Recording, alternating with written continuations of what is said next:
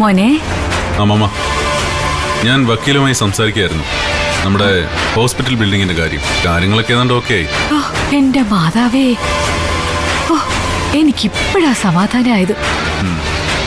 അപ്പോ നമുക്ക് എന്റെ അങ്ങളുടെ ഹോസ്പിറ്റലിൽ തുടങ്ങുന്നതിന് മുമ്പ് തുടങ്ങാം അല്ലേ?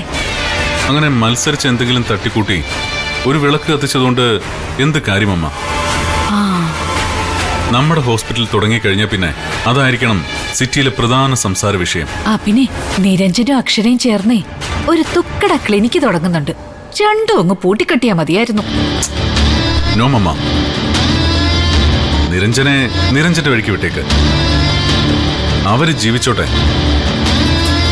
നിലവിൽ വിശാലിന്റെ ടാർജറ്റിൽ ഡോക്ടർ നിരഞ്ജനില്ല. അതെന്താ നിനക്ക് പെട്ടെന്ന് ഡോക്ടർ നിരഞ്ജനോടൊരു മമത? പ്രത്യേകിച്ച് കാര്യമൊന്നുമില്ല.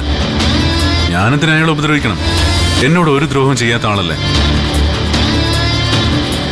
ഞാൻ വക്കീലിനോട് പറയായിരുന്നു, പാവപ്പെട്ടവർക്ക് സൗജന്യ ചികിത്സ കൊടുക്കുന്ന ഹോസ്പിറ്റലായിരിക്കണം നമ്മുടേതെന്ന്. അതൊന്നും പറ്റത്തില്ല. നമ്മളൊരു പനി ഗുളിക കൊടുത്താൽ പോലും 4 ഇരട്ടി വിലയ്ക്ക് കൊടുക്കണമെന്നാ ഞാൻ പറയുന്നേ. പിന്നെ ഇഷ്ടം പോലെ രോഗികളും വരണം. മമാം, ഈ ദുഷ്ടചിന്തകളൊക്കെ ഒഴിവാക്ക്. പറ്റുന്ന രീതിയിൽ ആർക്കെങ്കിലുമൊക്കെ നന്മകൾ ചെയ്യുക എന്നതാണ് ഇനി എന്റെ ലക്ഷ്യം. നീ അങ്ങ് മാനസാന്തരപ്പെട്ടു പോയല്ലോടാ കുഞ്ഞെ. എവിടെ പോയി മോൻ കുമ്പസാരിച്ചു? ഞാൻ എന്റെ മനസാക്ഷിക്ക് മുമ്പിൽ കുമ്പസരിച്ചു. മനസ്സിലാണല്ലോ കുമ്പസാർക്കൂട് വേണ്ടത്. മമ്മ ഇപ്പൊ ഞാൻ വിളിച്ചോണ്ട് മാത്രം വന്നേണോ?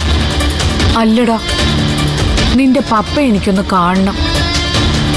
ഇത്തിരി നേരം അടുത്തിരിക്കണം.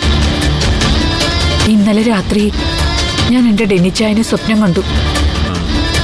സ്വപ്നത്തിൽ അദ്ദേഹം എന്നോട് പറഞ്ഞത് എന്താണെന്നറിയോ? എന്താ?